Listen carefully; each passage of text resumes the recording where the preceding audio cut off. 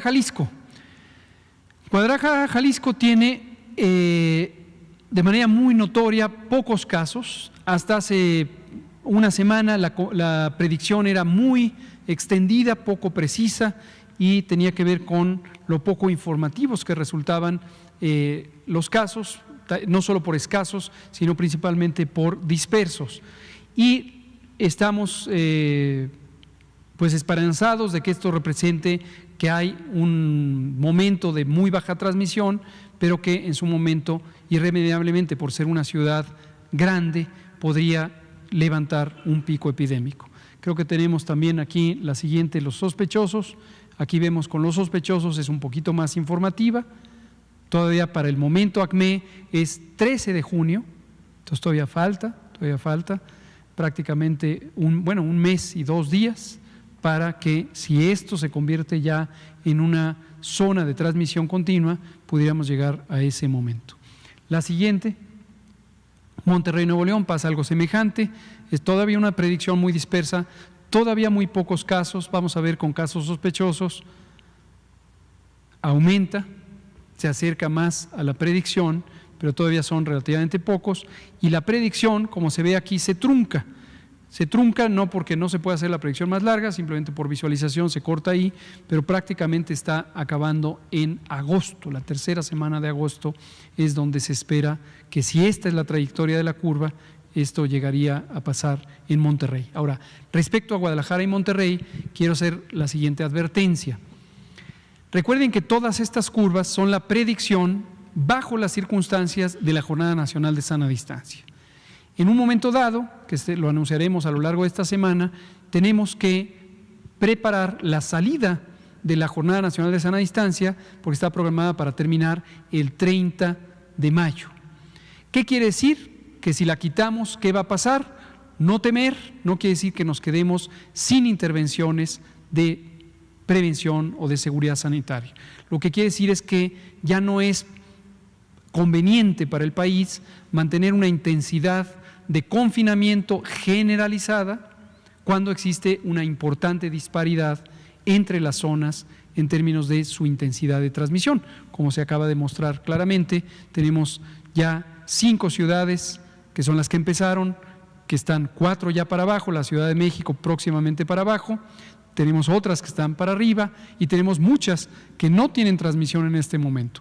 Entonces, no es procedente mantener una jornada nacional de sana distancia, pero eso no quiere decir que localmente deban prevalecer algunas condiciones que aseguren que esto se mantenga mitigado. Hola, ¿qué tal? Muy buenas tardes a todos nuestros amigos y seguidores, lectores de El Informador. Estamos en una edición nuevamente de La Refundación y la 4T en 21 minutos, en un programa especial porque el día de hoy, además de mis compañeros Evelyn Olvera y Diego Petersen, nos acompaña un especialista, el doctor Jorge Hernández Bello.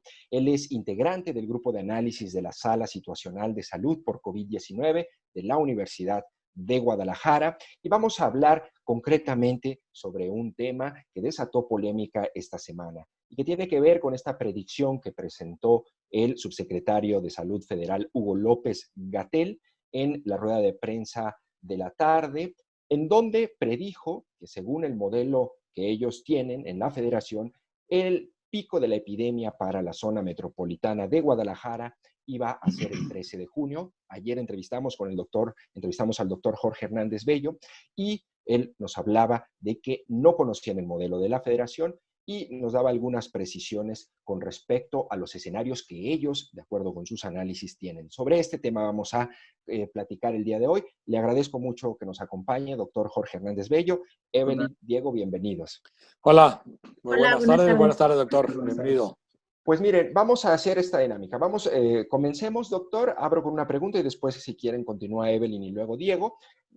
Una pregunta introductoria antes de profundizar en el tema es, a ver, ¿qué es un modelo predictivo? ¿Cómo se construye un modelo predictivo y por qué tenemos de pronto el del TEG, el de la Federación, el de la UNAM, el de la UDG? ¿Nos puede comentar un poco sobre esto, doctor, para ir introduciéndonos en el tema? Claro que sí. Bueno, gracias primero que nada.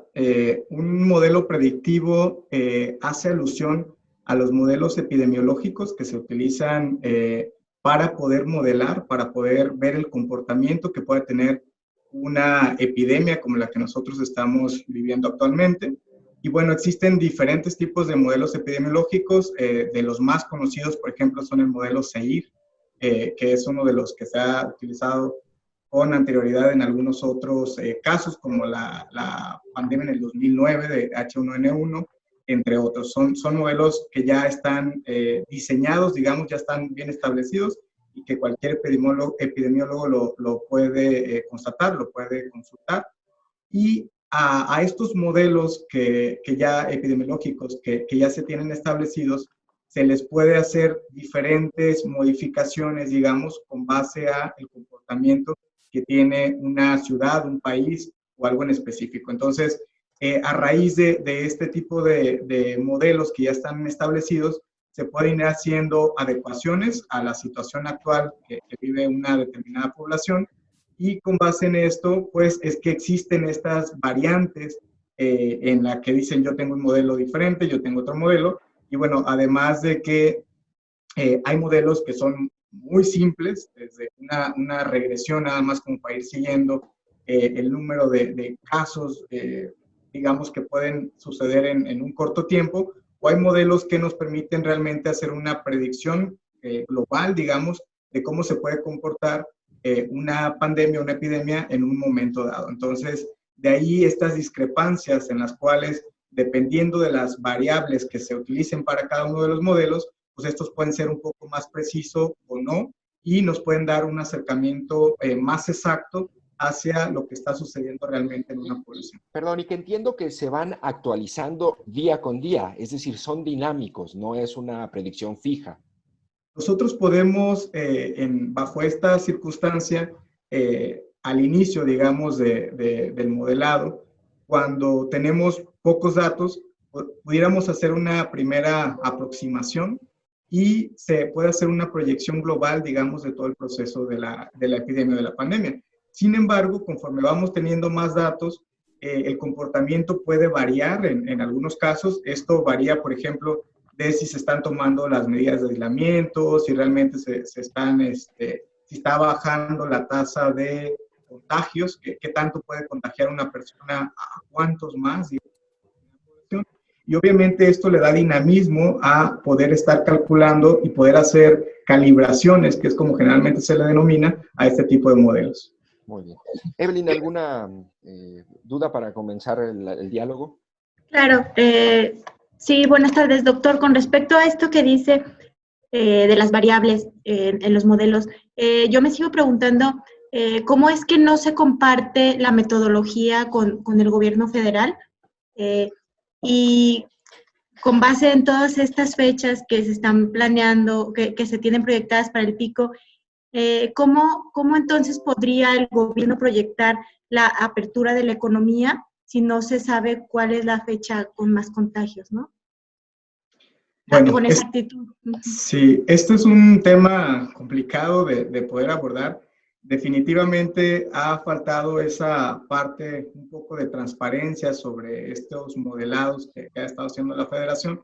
No criticamos ni queremos polemizar en absoluto con esto, pero sí sería pues bastante útil para toda la población, tanto para la población mexicana, los investigadores que han estado modelando también en otros estados, porque sé de muchos estados que tienen también estas proyecciones, así como también a nivel internacional, que han querido como valorar este tipo de intervención que está haciendo el gobierno federal. Obviamente es una muy buena acción la que se ha estado teniendo, ya han estado dando más datos, las bases que tienen acceso al público son cada vez más completas y eso se agradece muchísimo, pero efectivamente sí falta como esa parte de poder saber exactamente cuáles son los datos que están utilizando para poder modelar esto. Y obviamente la parte de la reactivación, la parte de estas actividades no esenciales, pues es un tema todavía más complejo, porque con base a estos modelados se tiene que tener políticas públicas, políticas sociales realmente que estén muy concretas, y estas deberían de estar completamente articuladas con el Estado, porque finalmente el Estado es quien conoce cómo se está comportando directamente la población, si está tomando las medidas de aislamiento, y conoce realmente también cuáles son los sectores que tienen más afectados, cuáles son los sectores que tienen más movilidad, menor movilidad, y con base en esto, pues se tiene que hacer una estrategia realmente muy precisa para que los negocios, para que todos estos sectores que se tengan que reactivar, sean pues lo más ordenado posible, de una manera escalada, digamos, desde un porcentaje muy pequeño hasta finalmente irlos abriendo paulatinamente, y darle de una forma estratégica cuáles serían los sectores que podrían en un principio ser el piloto para ver cómo va a funcionar y cómo se puede reactivar, digamos, sin volver a tener un rebrote o poder tener un pico nuevamente en nuestra población. Creemos que Jalisco lo ha estado haciendo bastante bien. Tenemos uno de los mejores comportamientos en cuanto a la distribución de casos, y esto sí va a ser realmente muy importante y tiene que ser muy atinado para que no contrapese, digamos, a todo lo que se ha estado haciendo hasta ahorita. Entonces, tiene que ser muy planeado. Se nos hace un tanto aventurado decir una fecha y poder tratar de manera similar a todos los estados, porque pues cada uno tiene necesidades completamente diferentes y deberían de ser cada uno de estos quienes propongan estas estrategias con base al comportamiento que tienen. Claro. Diego. Doctor, muchas gracias y buenas tardes. A ver, cuesta trabajo para cualquier mortal entender cómo con los mismos datos, porque finalmente no es que haya más datos en Jalisco que los que tiene la Federación, una predicción que no es necesariamente una bolita mágica, sino simplemente de tratar de pues visualizar hacia dónde es la tendencia de la enfermedad. La primera pregunta es, ¿por qué pueden ser tan dispares? O sea, ¿por qué 4 meses de diferencia? Si hubiera sido 15 días, uno diría, bueno, hay alguna variable por ahí que está distinta, pero 4 meses parece demasiado. Y la segunda es, ¿qué implica para Jalisco que su pico sea dentro de 4 meses? Es decir, implica que la economía deberá de permanecer cerrada 4 meses, que el tipo de, digamos, de reinserción o de regreso a la normalidad, entre comillas, porque pues nunca será normal este regreso a la normalidad, debe ser de una manera más paulatina. No sé, ¿qué implica para ustedes esta decisión de irse hasta octubre? Ok, bueno, primero que nada, ¿qué es lo que hace tan diferente este tipo de modelajes? Antes que nada, me gustaría precisar que hemos estado nosotros trabajando con distintos modelos, hemos estado transitando desde modelos muy sencillos hasta modelos muy complejos, que ya se estarán utilizando justamente en esta segunda etapa, que es la parte de reactivación económica, y que en su momento se van a publicar. Y algo que hace que pueda variar demasiado cuáles pueden ser los picos de máximos casos en una determinada población es precisamente qué tanto la sociedad está acatando las medidas de aislamiento. Es muy importante conocer que en este tipo de modelajes que nosotros estamos haciendo, tenemos diferentes cortes, tenemos diferentes picos, diferentes escenarios que nosotros podríamos alcanzar con base a qué tanto está participando la sociedad o no. El 11 de junio, a mediados de junio, perdón, que es lo que propone el gobierno federal, en el cual podríamos nosotros alcanzar este pico máximo, nosotros coincidimos bajo esa estimación siempre y cuando la población de Jalisco tuviera un comportamiento, obviamente desde ya hace algunos meses, en un más o menos 40% de aislamiento. Con base a qué tanto aislamiento, qué tanto la población esté tomando las medidas pertinentes, nosotros bajamos el ritmo de qué tan rápido se puede propagar, digamos, la infección entre la población. Obviamente, mientras más rápido sea el ritmo de contagio, más rápido se alcanza un pico máximo, digamos, de contagios. Esto se reduce el tiempo que posiblemente puede tardar activa una epidemia como tal, pero esto también nos lleva a saturar hospitales, a tener problemas, digamos, comprometidos del sector salud y de la capacidad hospitalaria que puede soportar, digamos, una entidad. Entonces, con base a los porcentajes de aislamiento que nosotros hemos estado viendo, que hemos estado estimando en Jalisco, alrededor siempre hemos estimado un comportamiento entre un 55-60% de aislamiento. Con base en esto, la tasa de contagios y la capacidad que tiene una persona de contagiar 1, 2, 3, 4, 5 personas más se reduce, y esto hace que efectivamente la curva se aplane, pero sea más ancha, digamos, esta campana que nosotros podemos ver. Y esto obviamente hace que el pico se recorra unos meses más, y bajo este comportamiento de un 60% que hasta ahorita hemos estado más o menos estimando, el pico obviamente se podría extender hasta la primera semana de octubre. Esto, como menciona, tiene diferentes implicaciones que aparentemente pueden ser malas para la parte económica, y que la gente obviamente también ya está enfadada de estar en casa, está con la incertidumbre, pero esto realmente es bueno. O sea, mientras más tiempo tarde en que se abra, digamos, esta distribución de los casos en un modelado como esto implica que el pico también se reduce.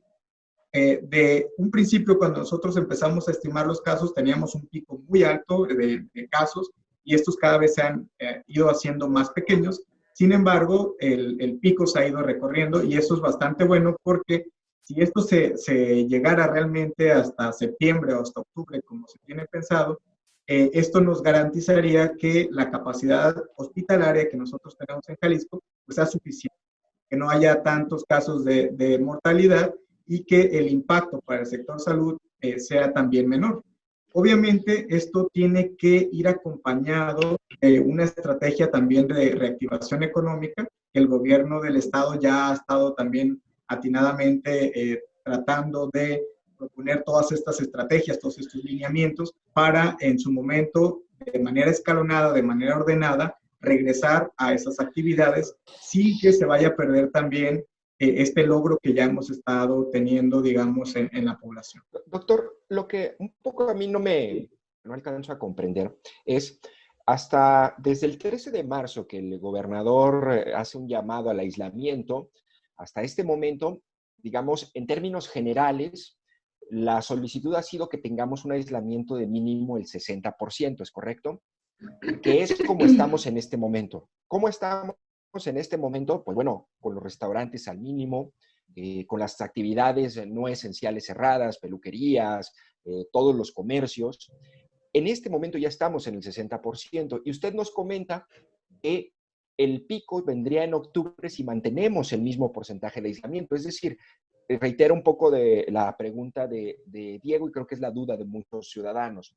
El hecho de que el pico sea hasta octubre, solo si mantenemos al 60% el aislamiento, implica luego entonces que vamos a estar como estamos ahorita, es decir, con las actividades sin escuelas, sin actividades comerciales. ¿Eso implica que no vamos a poder regresar a una normalidad hasta octubre?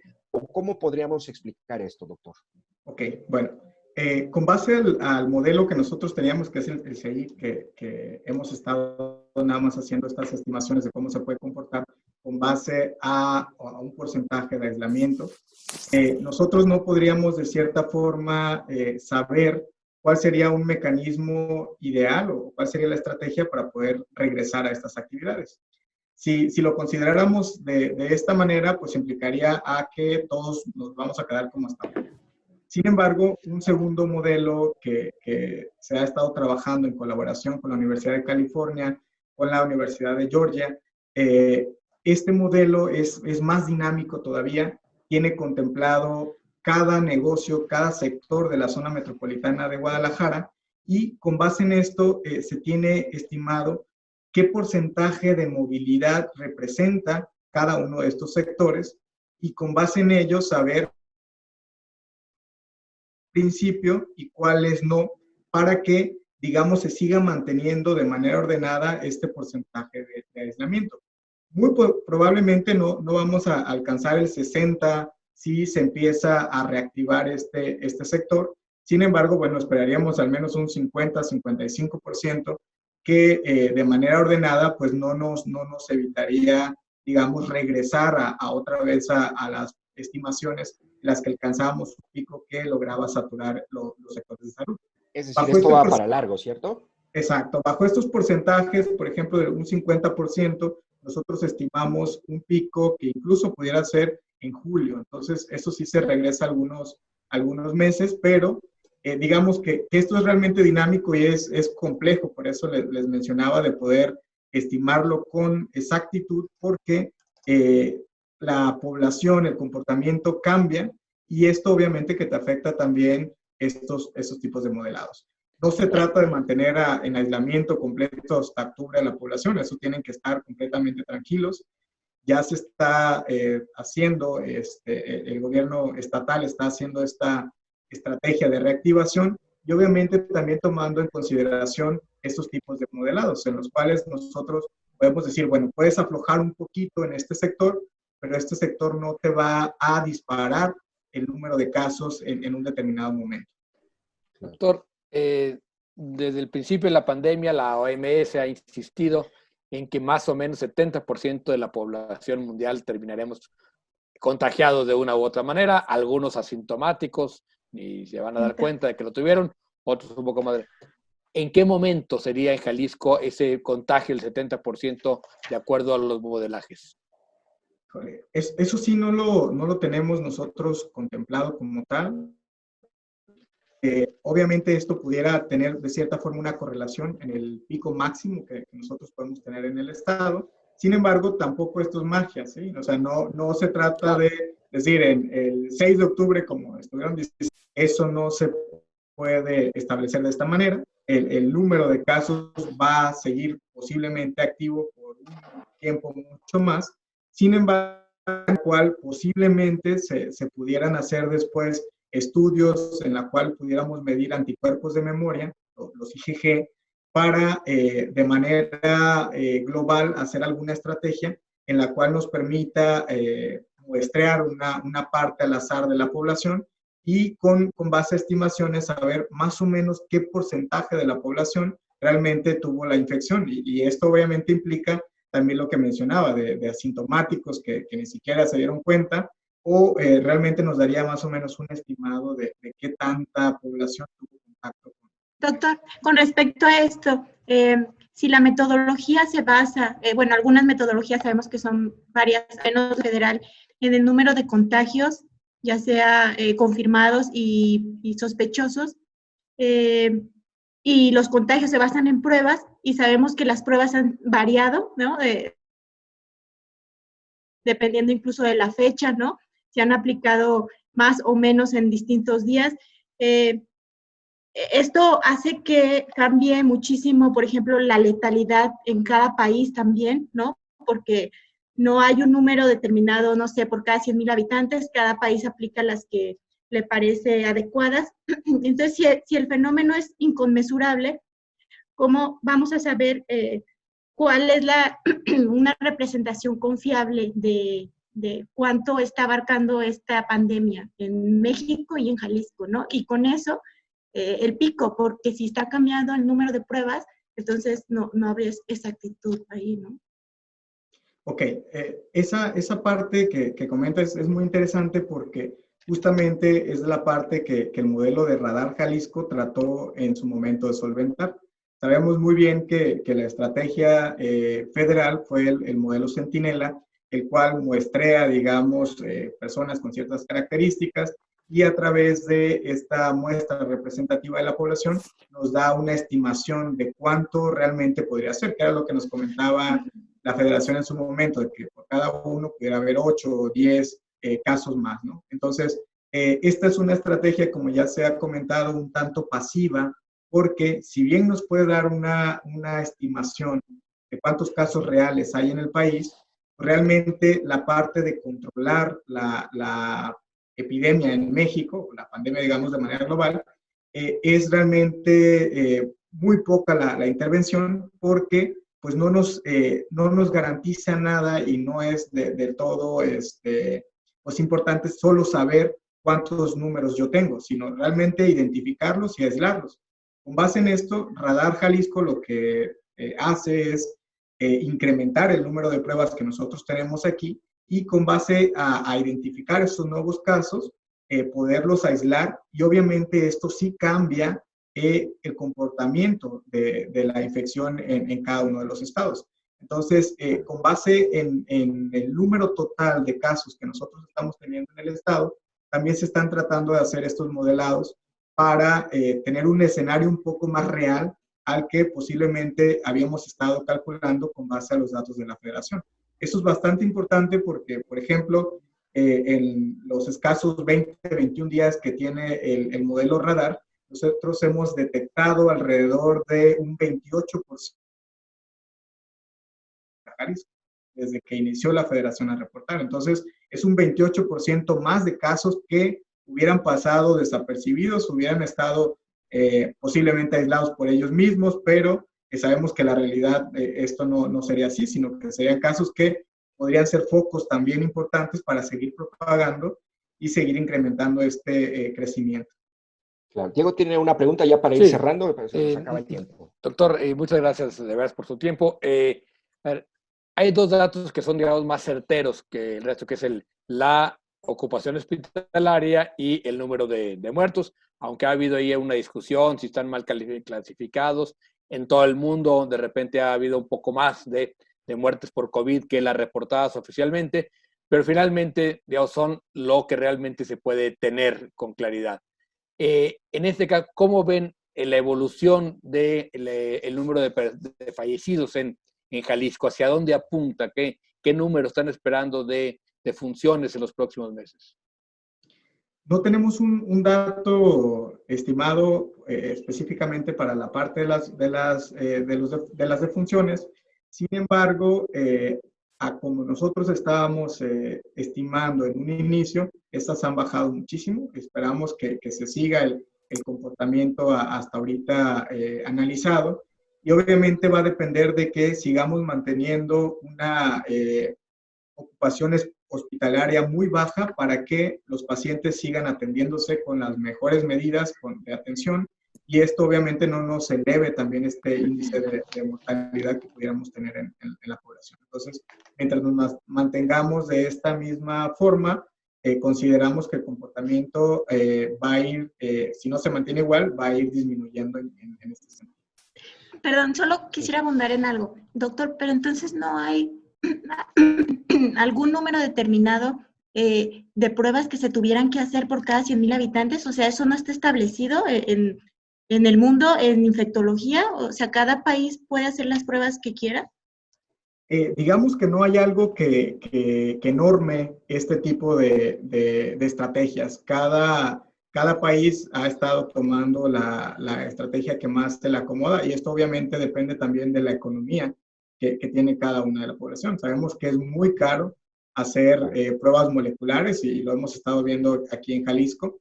Y bueno, esto va a depender también de la economía que tenga cada país, cada estado. Lo ideal sería que todo el mundo se mostrara y que en algún momento el máximo número de muestras pudiéramos nosotros tener para identificar todos los casos prácticamente, y en un determinado momento aislarlos, y esto pues acabaría reduciendo drásticamente el número de casos activos, y que pues podrían ser focos también importantes de transmisión. Entonces, no hay algo que nos norme como tal. Lo ideal es, mientras más pruebas se pudieran realizar, y obviamente eso tampoco gastarlo nada más porque sí, sino realmente aquellos que realmente valga la pena para cuidar también esta parte económica. Doctor, pues muchas gracias, muy interesante todo lo que acabamos de abordar. Lamentablemente se nos acaba el tiempo, nos quedaría un pequeño espacio por si usted desea recalcar alguna idea o compartir algún mensaje a la población en torno a este tema que acabamos de abordar, doctor. Ok, bueno, yo solamente me gustaría ahondar en la parte de que debemos seguir manteniendo estas medidas de aislamiento. No hay que desesperarse. Tenemos un buen avance. Creo que toda la población hemos hecho lo que nos corresponde, y con base en esto se va a seguir haciendo alguna estrategia probablemente para un regreso escalonado, como ya habíamos mencionado, y obviamente que se reactive también la economía, que sabemos que es un sector muy importante y que también se ha estado, digamos, rezagando y ha estado bastante afectado también en estos momentos. Entonces, seguir quedándose en casa, seguir tomando las recomendaciones de distanciamiento social, el lavado de manos, y bueno, sería esa parte de mi recomendación. Bueno, pues muchas gracias. El doctor Jorge Hernández Bello, integrante de la sala, del grupo de análisis de la Sala Situacional de Salud por COVID-19 de la UDG, nos acompañó. Gracias a mi compañero Diego Petersen y a Evelyn Olvera. Gracias, doctor. Gracias, doctor. La refundación de la Gracias. 4T. Nos vemos en el próximo programa. Buenas tardes.